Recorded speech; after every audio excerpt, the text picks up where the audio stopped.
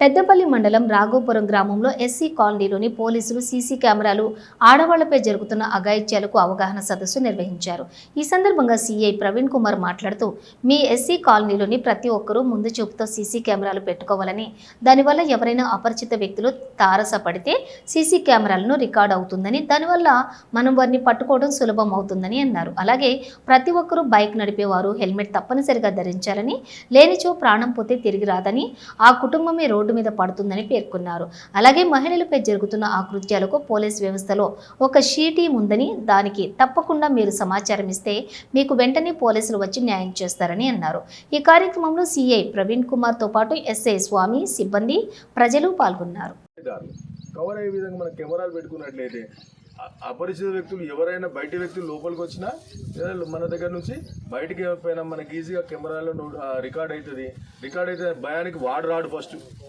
ఒకవేళ by mistake వచ్చినా మనం దొరకబడడానికి ఈజీ అవుతుంది, మనం రికవరీ చేసుకోవడానికి ఈజీ అవుతుంది, ప్రివెంట్ చేసుకోవడానికి అవకాశం ఉంటుంది. కాబట్టి దయచేసి నా రిక్వెస్ట్ ఏంటంటే మీరు అందరూ కూడా ఖచ్చితంగా సీసీ కెమెరాస్ అనేది పెట్టేసుకోండి. సీసీ కెమెరాస్ పెట్టుకున్నట్లయితే అందరూ కోఆపరేట్ చేసుకుంటే ఇప్పుడు మన గణేష్ వస్తుంది, దుర్గా వస్తుంది, లేకపోతే ఇంకోటి వస్తుంది, బోనాలు వస్తున్నాయి. ఏం చేస్తున్నాం?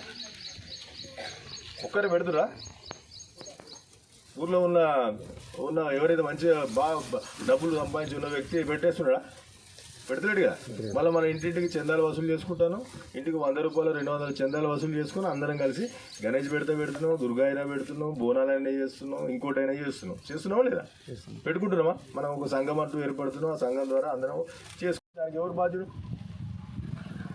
ఆయనకి మనం కంపెన్సేట్ చేయలేము, ఆ కుటుంబాన్ని కంపెన్సేట్ చేయలేము, వాళ్ళ భార్య పిల్లలకి మనం కంపెన్సేట్ చేయలేము.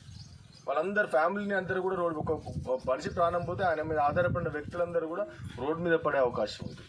కాబట్టి ఎట్టి పరిస్థితుల్లో కూడా దయచేసి ఇటువంటి అలవాట్లు చేసుకోకండి, డ్రంక్ అండ్ డ్రైవ్ దయచేసి చేయకండి. హెల్మెట్ ఖచ్చితంగా పెట్టుకోండి. మా కోసం కాదు, హెల్మెట్ పెట్టుకోవడం వల్ల మేము 100-200 రూపాయలు ఫైన్ వేస్తాం కావచ్చు, కానీ ఫైన్ వేసడం వల్ల నష్టం లేదు. దానికి మీ సేఫ్టీయే ఉంటుంది, రైట్? మీరే సేఫ్గా ఉండడానికి ప్రయత్నం చేయండి, రైట్?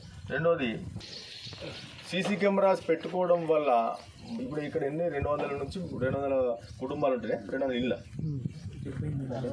100 ఇళ్ళ దాకా ఉన్నాయి. ఆల్రెడీ 200-300 మంది కుటుంబాలు ఉంటున్నాయి. ఇంతమంది యొక్క కుటుంబం యొక్క సేఫ్టీ ఎట్లా?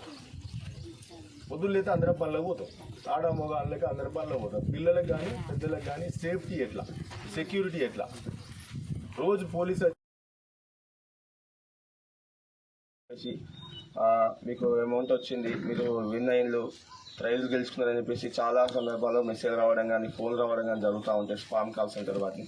దానికి రెస్పాండ్ అయ్యి తెలియక ఆశపడి, మనిషి ఆశాజీవి కాబట్టి ఆశపడి డబ్బులు వస్తాయని, ఫ్రీగా వస్తున్నాయని చెప్పేసి ఉద్దేశంతో మీకు వచ్చిన ఇన్ఫర్మేషన్ కానీ, మీ డీటెయిల్స్ కానీ, నెంబర్స్ కానీ, ఓటీపీ కానీ చెప్పినట్లయితే మీ అకౌంట్లో ఉన్నటువంటి అమౌంట్ మొత్తం కూడా వాళ్ళు కాల్ చేయడం జరుగుతుంది. ఇట్లా చాలా సందర్భాల్లో కూడా మా పొజిషన్కి వచ్చేసారి ఇట్లా జరిగింది అని చెప్పేసి చెప్తా ఉంటారు.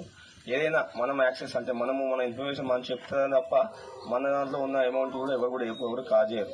మనం ఏదో ఆశపడి ఏదో అనుకొని ఏదో అన్నెసెసరీ లింక్ ఓపెన్ చేసినట్టయితే మాత్రమే మనము వాని ఆఫర్కు మనము లోన్ అయ్యి మన యొక్క అమౌంట్ మనము మిస్ అయిన సందర్భాలు ఉంటాయి. కాబట్టి ఎవరు కూడా ఏ బ్యాంక్ కూడా ఫోన్ చేసి మీకు మీ నెంబర్స్ డీటెయిల్స్ చెప్పని ఏది కూడా అడగదు. కాబట్టి ఎవరు కూడా మీ పర్సనల్ ఇన్ఫర్మేషన్ కానీ, మీ అకౌంట్ డీటెయిల్స్ కానీ